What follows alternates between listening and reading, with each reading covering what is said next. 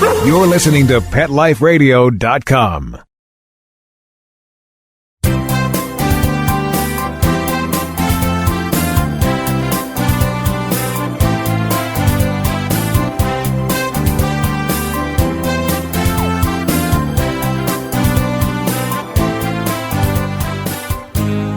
And welcome this glorious Sunday morning, at least glorious here in Los Angeles, California.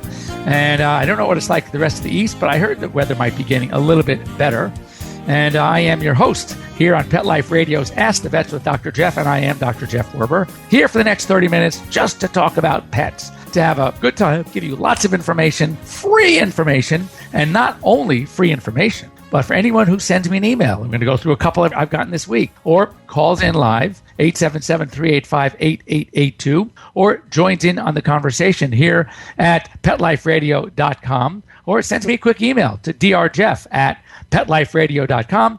We will send you out a free Prosense and a free Kong toy. Thanks to our sponsors, of course, Prosense Pet Products, basically veterinary quality products that you can get at a fraction of the cost at some mass market locations like a Walmart or a Target. They're fantastic products. And also Kong toys. And for Kong, need I say more, they are one of the best products out there. They've been around for a long time, and we want to thank them for helping us with our show. So last week, we answered an email from JB, and his question was the issues introducing a new puppy into a house with a resident dog. And I was about to answer the question, and I left everybody with the opportunity to kind of get a hold of me, send me a text, and to find out, to answer, see if what they think is the right approach is going to work. And interestingly, the more and more pet parents I talk to, and I mean not only parents of pets, but I mean parents as well, going through the same thought process when they're going to introduce a new baby into the household with a resident pet, especially when it comes to a resident dog. And the question is, how do we do it? And my premise is, just based on experience, that most of you are going to do it wrong. And I was hoping that someone would say, no, this is the way you're supposed to do it. And I got a couple of responses, and they were all wrong. So here's what typically is going to happen when we have this introduction. We know we're interested in getting a puppy or a new baby's coming home. It's rarely a surprise, right? And we know there's a resident dog. How do we make it happen smoothly? So here's what typically happens. Of course, the new baby, the new puppy is so exciting. And when it comes over, when it comes home for the first time, we want to shower it with attention, shower this puppy, shower this baby with affection. And much to the dismay, of course, of the resident dog, it's like, hey, what happened to me? What am I, chopped liver here? And so what do? Typically what we do is when the puppy is asleep, and certainly, as we know, puppies are going to sleep, up to 12 to 18 hours a day. New baby goes down for their nap and then goes to sleep. So what do? Well, here's what we do. We feel so guilty about our resident dog that when our puppy is asleep, when the baby's asleep, when the new boyfriend or girlfriend is not there, and what do? We just pour on the affection to our resident dog. Okay, buddy, we still love you. You'll always be our number one. But meanwhile, think about it for a second. What have you just taught your resident dog? You just taught your resident dog that life is better without this new puppy, without the new baby, without the new boyfriend or girlfriend. So what are you in essence doing? You are reinforcing that life is better when this new entity is not there. And this builds up resentment when this new entity is there. And when it comes to a boyfriend, girlfriend, well, you can maybe have some more options. But when it comes to a new puppy or a new baby, you can't have that. So what most of us naturally, instinctively want to do is not going to work. So here's what we need to do.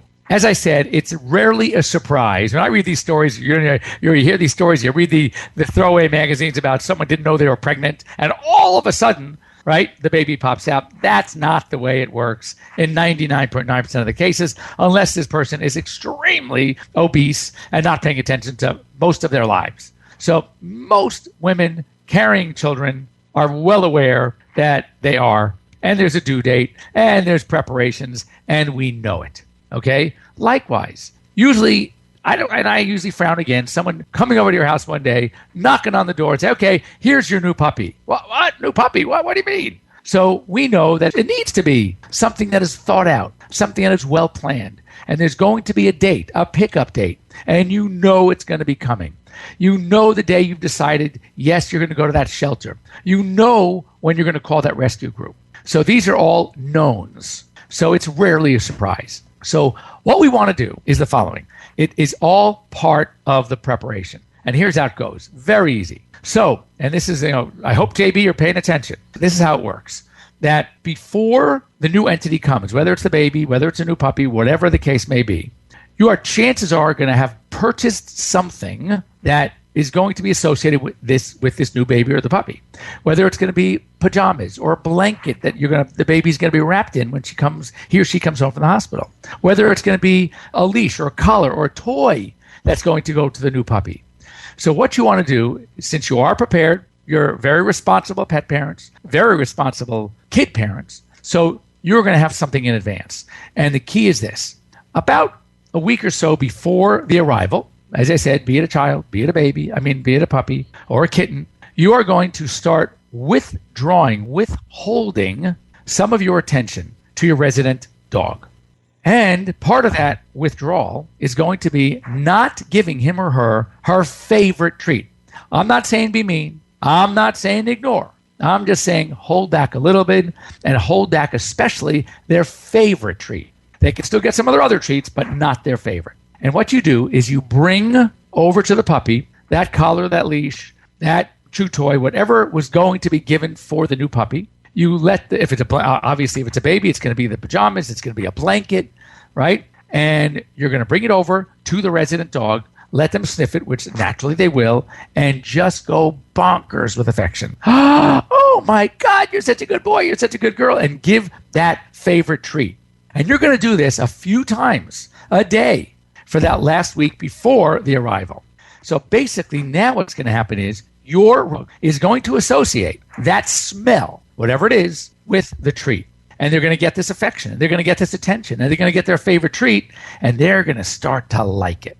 Then fast forward the day, the evening, whatever, the puppy comes home, the new baby comes home, and you're carrying that new baby. And immediately you're not going to shoo the resident dog away. You're going to ask the resident dog to come over and take a sniff. Of course, the baby is on your arms, the puppy's in your arms, well protected, and you're going to shower your resident dog with affection, give that favorite treat again, and basically for the next several days, several weeks, when the baby is out and around, when the puppy is out and about, that's when you pay a lot of attention to the resident dog.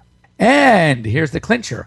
When the baby is taking its nap or asleep, when the puppy is in its crate or confined to its pen taking its nap, you are going to go back to that kind of ignoring the resident dog.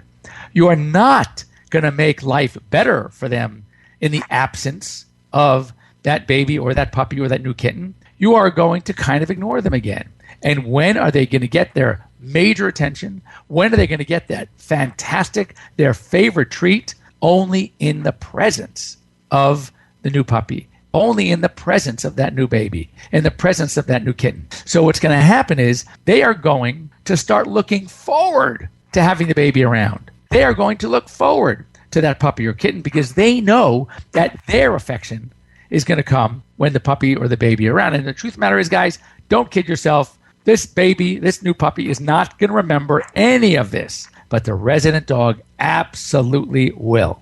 So it's okay to, have one of you, if it's a couple, hold the baby while the other one is just showering affection to the resident dog or the new puppy, whatever the case may be, is you are going to have one parent working with the puppy or the baby or the kitten or whatever it is, and the other one working with the resident dog. Now, here's another thing. If the new entity is in fact a person, like a new spouse, a new boyfriend, girlfriend, whatever, and again, there potentially could be this feeling of being displaced. So what you want to do there is likewise. What you want to do there is have the new person be the one to give the hugs and kisses and to deliver that treat. So now the association will be, God, I like that new person around because I have not gotten my hot dog or my favorite treat in 3 weeks. And all of a sudden, this new person comes in the house and I'm just getting all my hot dogs. So you have to think outside the box. Think of not what you think will be better for the resident dog, meaning now that the house is quiet, now everybody's asleep, right? Now I get to play with my resident dog. No. Now you start kind of ignoring the resident dog as well and wait till the new entity, whether it's a puppy, a kitten, a dog, or a new person, is there. So, JB, I hope that answers your question. I hope you understand the logic behind this, because it's sort of anti-intuitive. It's counterintuitive to think that you really want to pay more attention when this new person or new baby or a new puppy or kitten are around. But that's the way it needs to be. That's how you're going to minimize the resentment. That's how you're going to build the environment where, if anything, that resident dog is going to be overly protective with the new puppy, overly protective of the new baby. And I have that in my household because I have a granddaughter who comes over, and boy, one of my Frenchies, he is so protective over this kid. It's unbelievable. And when some of the other dogs come around to play, he gets in the way and starts snarling at them. It's like, she's mine, she's my baby, and that's what you want. You want to have this environment where they become very, very protective. So anyway, that was easy for JB, right? You know what JB did? JB sent me an email to Dr. Jeff at PetLifeRadio.com. And here we do. We get an answer, and we're going to send JB out a Prosense product and a really cool Kong toy. Now, first of all, before we go to the other email from, I think it's Devani, a couple of weeks ago, we were finishing up the eyes. And one of the last subjects we talked about was a cherry eye, and how disappointed and upset I was in many veterinarians that to this day are still performing the wrong operation on the cherry eye. Now, once again, for those of you that weren't paying attention, or those of you that were asleep, or those of you that just weren't online with us, cherry eye it's a lay term for a prolapsed gland of the third eyelid. Anatomically, dogs, cats too, but this is more of a dog problem, has a third eyelid. It's a little flap that starts on the inside corner, and when they blink, it actually comes across the eye from the inside to the outside, and it acts as sort of an extra protective mechanism from things getting caught in eyes, which is very important because dogs that are typically working dogs or hunters will often go through brush, and they would need some extra protection because just blinking in of itself may not protect the cornea well enough. Well, anyway, on the inside of this third eyelid, there is a membrane, and there's a gland called the gland of the third eyelid, appropriately named. And it is a very lymphoid type of tissue, and it will actually sort of, on occasion, and it typically happens in more likely than not in the Cocker Spaniel, the English Bulldog, the Lhasa Apso, the Shih Tzu, that it gets so large, it actually prolapses. It everts, and you see this bright red thing right on the inside corner of the eye, thus the name cherry eye. And old-fashioned, back even when I graduated veterinary school, the treatment of choice was to simply remove the gland. And it was very simple surgery, and these dogs did very well. However, what we've learned over the years, that many years later, it could be 6, 7, 8, 9, 10, 12 years later, these dogs will present with something called KCS, keratoconjunctivitis sicca, and the lay term for that is dry eye. And I wonder why are these dogs getting dry eye? And we realized that third eyelid, the gland of the third eyelid, had another function, a function that wasn't necessary as a younger dog, but becomes essential later on in life, and that is accessory tear production. So what happens is if you took that gland out when they were a puppy, and then they need the accessory tears produced by that gland, guess what? There are none. And that's how these dogs get KCS, keratoconjunctivitis sicca.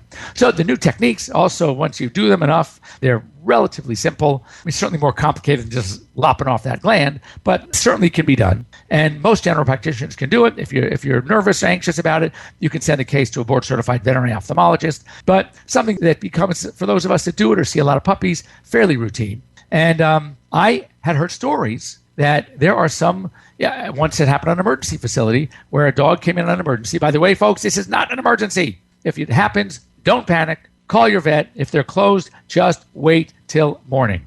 No need to run to an emergency center. It is not an emergency surgery. There are dogs that can live like this with cherry eye for the rest of their lives, It looks unsightly, and there's some tricks needed to learn about keeping it. But I knew a guy that he came in with a dog, was like 9 years old. I said, oh my God, it's so rare to see this, a 9-year-old dog. When did it happen? He goes, oh, about 9 years ago. I said, 9 years ago, and you never fixed it? He goes, well, I asked my doc. My doc said there was no need to fix it. It was just aesthetic. It didn't bother me. It didn't seem like it bothered the dog. So there you go. You don't have to fix them as long as they can keep it moist so it doesn't dry out. Depending on the size and how good the regular tears are, oftentimes you don't need to do anything other than you live with it. But this emergency center not only did surgery, but the doctor, who it turned out to be a foreign graduate, removed the gland. Clearly, I was very upset. Not only did they do the surgery, which it was not the type of surgery they should be doing on an emergency at an emergency clinic, but they did the wrong surgery. So I put it out there and I wanted to know if anybody has had this experience. And I got an email back from Julie from Rochester, New York, who states, sadly, English Bulldog, it was a puppy, it was 6-7 months old, had cherry eye, not uncommon for English Bulldogs, and the doctor removed the gland. So, Julie, first of all, I'm still a little bit shocked. Whenever I hear stories like this, I always like to know, how old is this doc? Where did this doc graduate from? Because it is something that is so well known at this time that we no longer do that. Anyway, if you're listening and you want to get me the information, just out of curiosity, I'd like to know.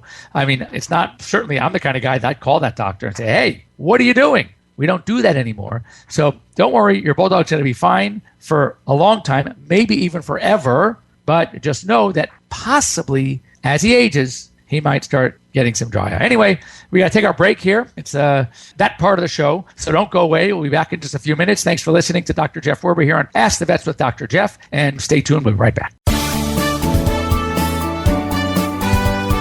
We'll be right back, right after these messages. Stay tuned. This is my tired of itching face. Does your dog suffer from persistent itching and scratching? Allergies and skin irritations caused by environment, including pollens, insects, especially fleas, food, and common household allergens are common problems in dogs. It's easy to alleviate your dog's discomfort at home with Prosense. Prosense itch and allergy products provide fast relief from symptoms like itchy, irritated skin, skin infections like hot spots, and watery eyes. Prosense products are veterinary formulated and recommended to ensure the very best for your pet. Try Prosense today. Your dog will thank you for it. Pets love life. Love them back with Prosense. There's nothing more delicious and healthy than an old family recipe. And for over 50 years, our family's been creating them especially for your pets. Nutrisource Super Premium Pet Foods. Dog and cat food that's all natural, holistic, and organic. Nutrisource Pet Foods contain our patented Good for Life system for your pet's optimum health and well-being. So order now. Safe quality food made by our family for your furry family members. Go to NutrisourcePetFoods.com. From our family to yours, KLN Family Brands. Listen, cat people, it's just litter. Until you realize those big boxes mean big smells, big messes, and big money. Switch to World's Best Cat Litter, the only litter with concentrated power. It guarantees less smells, less work, all with less litter. Try the small bag that lasts one cat 30 days and you'll realize it's just litter, unless it's World's Best Cat Litter. Find it at Target, Walmart, and at your local grocery and pet stores. It's DesignerPetSweaters.com. Hand-knitted designer sweaters for your precious pup or cool cat. Beautiful couture patterns for your pets, including custom-knitted formal wear, casual wear, yachting, and even sports-themed. Many designer pet sweaters include feathered tammy hats, top hats, and a lot of sparkle. Each sweater includes leg loops, front paw sleeves, and leash opening. Visit DesignerPetSweaters.com to order your four-legged fashions today. Large or small, we fit them all. DesignerPetSweaters.com. Coast to coast and around the world, it's All Behave with Arden Moore. Find out why cats and dogs do the things they do and get the latest buzz from wagging tongues and tails in Rin Tin Tinseltown. From famous pet experts and best-selling authors to television and movie stars, you'll get great tail-wagging pet tips and have a fur-flying fun time. All Behave with America's pet edutainer, Arden Moore. Every week on demand, only on PetLifeRadio.com. Let's Let's talk pets Let's talk pets on Pet Life Radio. Pet Life Radio. PetLifeRadio.com.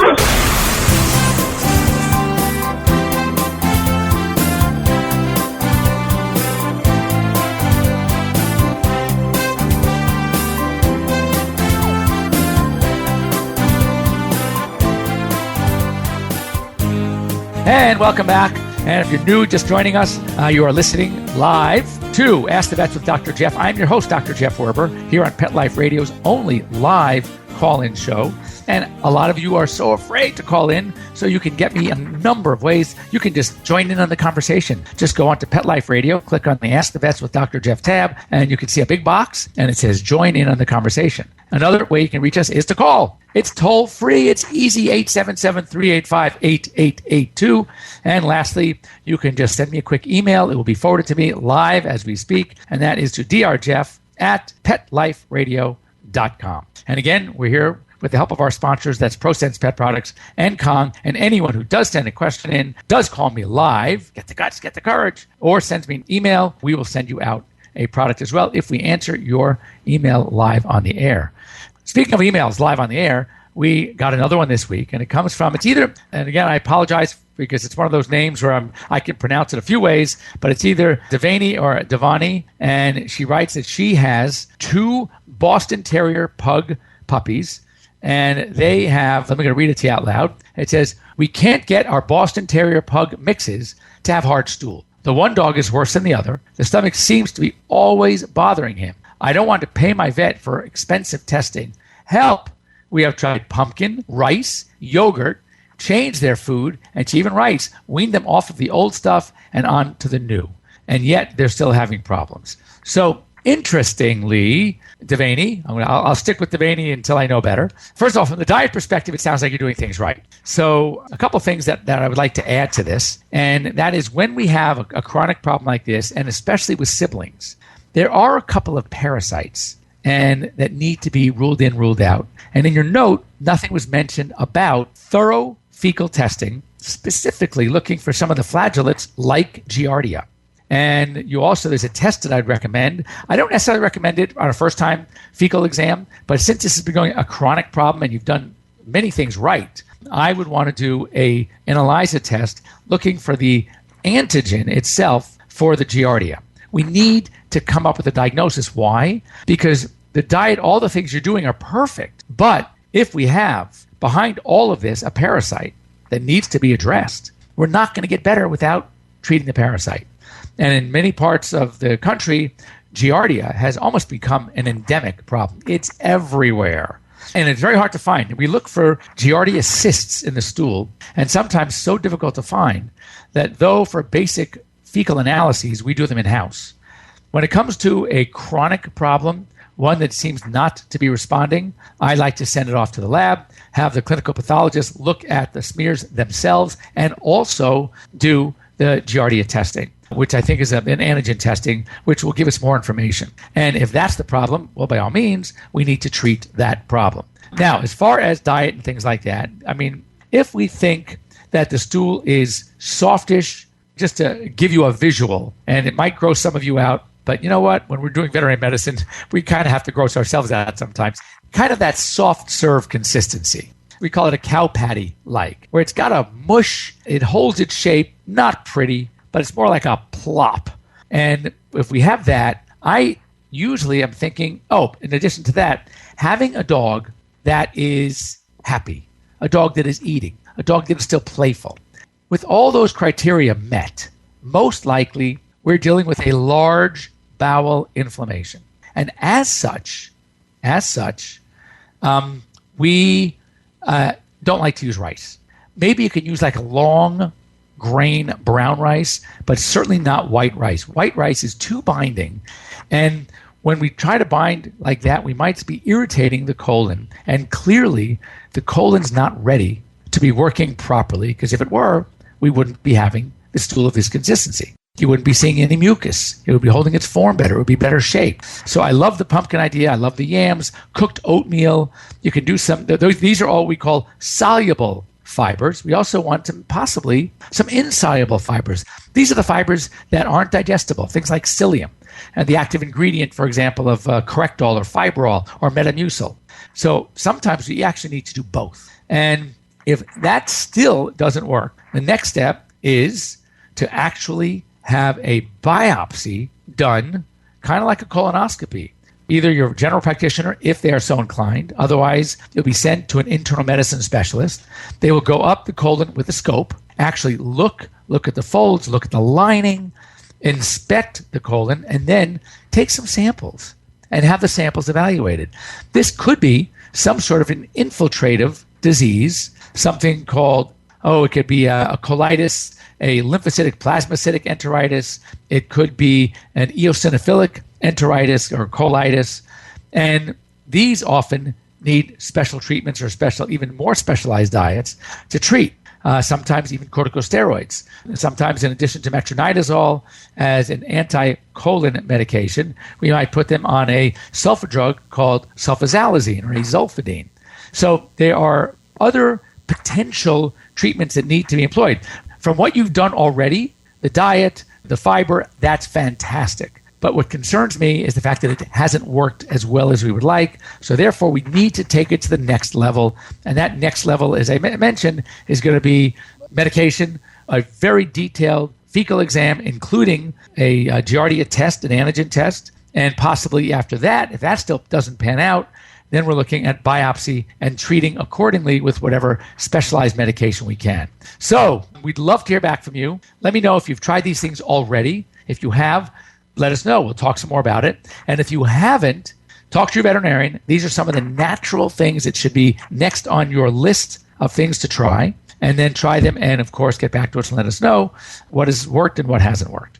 So I want to once again thank JB for asking us about how to introduce his new puppy into a household with resident dog. Devaney for talking about her Pug Boston Terrier crosses, and we wish you luck handling that. Please stay in touch with us and let us know. And finally, Julie, so sorry about the cherry eye.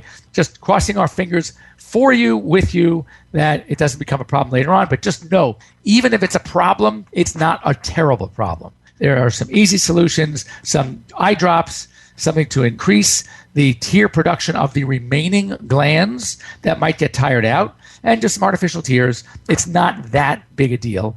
But in the future, for everybody out there, do not let a veterinarian take out the gland of the third eyelid unless it's a last resort, and only after you visited with a board-certified veterinary ophthalmologist to give the green light if it really is necessary to do that. So one of the things I want to do, and I always have a backup in case we don't get any phone calls, which today we didn't, and I've already answered the emails, and I like to go through organ systems. We've started with the limping dog. We've gone through the ear problems. We've gone through eye problems. And what I want to do now, the vomiting dog, intestinal issues. So now, I do see a lot of rescue dogs because we do a lot of rescue work out of my hospital. And another disease complex that is very, very common, especially in puppies and kittens, especially in rescue animals.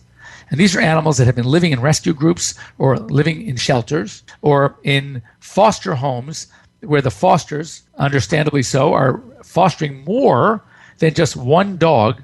And most likely, many of these dogs have been in and come from a shelter. So if you haven't guessed yet, we are talking about respiratory disease complexes. And what is so important about discussing this as a disease complex is that the range can be anywhere from a mild infectious tracheobronchitis, also known as kennel cough, which, by the way, and I think I mentioned this before, I don't love the term kennel cough, and I'll explain why if we get to it, all the way to a mild pneumonias, which can be lobar pneumonias, could be interstitial pneumonias, could be bronchiolar pneumonias, depending on where the disease is taking place. Two are a full-blown pneumonia, which could include aspiration pneumonia, and how to tell an aspiration pneumonia from an infectious pneumonia. And then finally, to some of the diseases that can cause severe respiratory infections, notably canine distemper virus. And distemper virus is an epitheliotropic virus, which means that it likes to attack epithelial surfaces. And one of the first epithelial surfaces it likes is the surface lining the respiratory tract. It also likes to attack the surface lining the gastrointestinal tract. Also, so we see these animals that have snotty nose, severe signs of respiratory disease. They can have vomiting and diarrhea. It also likes the skin. So we see these crusty noses and these. That's why it got many times, if you talk to an older practitioner, they call distemper hard pad disease because the pads of these puppies that are stricken with distemper get very hard because of the epitheliotropic properties of the disease. And lastly, and the one that is the worst to have, the one that really gives us the worst prognosis when we have to prognosticate, and that is when it hits the lining of the neurologic system. And then we have neurologic disease, and that is where we have the poorest prognosis. Most often, we can maybe treat them and possibly get them through the respiratory phase. We might be able to get them through the GI phase. But man, once it hits the central nervous system, that's a tough one to beat. And if I have these puppies that start exhibiting signs of neurologic disease, my take is that maybe it's time to stop trying because these poor puppies are going to suffer. And even, it's interesting, talking about the neurologic symptoms of canine distemper virus, is there are dogs that can present with just the GI problems, just the respiratory problems, or both, and we get them better, and they do great. And then later on down the road, they could start exhibiting certain signs of a neurologic deficit or neurologic deficits, and we refer to that as ODE, old dog encephalitis. Not necessarily that they're old, but they're older, and they have no other signs of distemper. So this was lying dormant in the neurology tract, and so we have neurologic disease in the neurosystem, and that can cause a problem later on. Nothing that can't be treated. We work with them. It's not as severe as when it happens to them in the active phase as a puppy, but it can happen. And it's also, by the way, don't kid yourself. It's not only a puppy disease. So when it comes to vaccinations, I am all for vaccines. I am not for over-vaccinating. We've talked about this a lot. So I'm a big fan of doing a titer test. And if the titers are accurate, are protective, no need to vaccinate. But if those titers are low, you need to get yourself to a veterinarian and you need to take care of the vaccines. Anyway, on the respiratory tree. So let's talk about the simple viruses, and that is the puppy viruses. Number one is going to be the upper respiratory disease complex. And that is probably one of the more common things we're going to see as a puppy. And interestingly, kittens, they seem to have more disease than just the respiratory disease complex. They have their own, but a lot of the kitten diseases have a phase that goes through the respiratory tree, from chlamydia, we call pneumonitis, to the rhino and caliciviruses, viruses, rhinotracheitis. So these are all kitten viruses, except for the chlamydia. Chlamydia is actually a bacterium that cause respiratory disease complex in the cats. And clearly, the bacterial portion, the chlamydia or pneumonitis, can be treated with antibiotics. There's not a lot we can do with the virals, for example, the rhinotracheitis. So our goal of treatment is there are some antiviral medications that can be used. There are also some ophthalmic ointments because part of this complex affects the eyes as well. And so there are some things that we could use, but oftentimes we're stuck with supporting these animals with using antibiotics to treat the secondary infection. And then we go ahead and hopefully itself. With dogs, however, very common to see these dogs. And as I said, I don't like using the term kennel cough anymore. Why? Because it's no longer coming just from a kennel. I call it, especially in Los Angeles, where we get to enjoy such an outdoor, active lifestyle. We have take your dog to Melrose cough, go to the dog park cough, go to the groomer cough, go to the vet cough, go to, take your dog out in the neighborhood cough. I mean, it is literally everywhere. So people, and the reason I really want to make the distinction is when that client walks in the door and says, yeah, but I don't kennel my dog. They never get boarded. So I don't need the kennel cough vaccine. Not so. If you go out and about, if you are passing dogs on your walks, it's respiratory. It's in the air. So chances are your dog may not be the source, but one of those other dogs may be.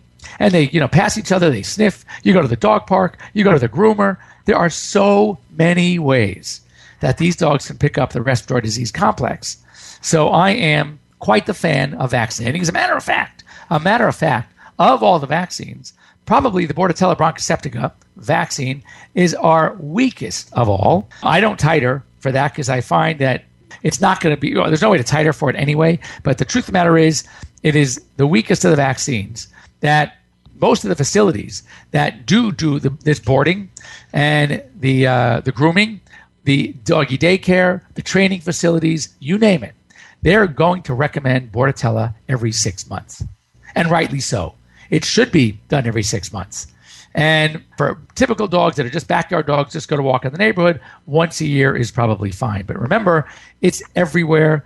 And you can't blame, sometimes you've had dogs go to the vet or go to the groomer, and they're blaming the groomer. No. It's everywhere. That's like blaming the school, the kindergarten, when your kid comes home with a cold.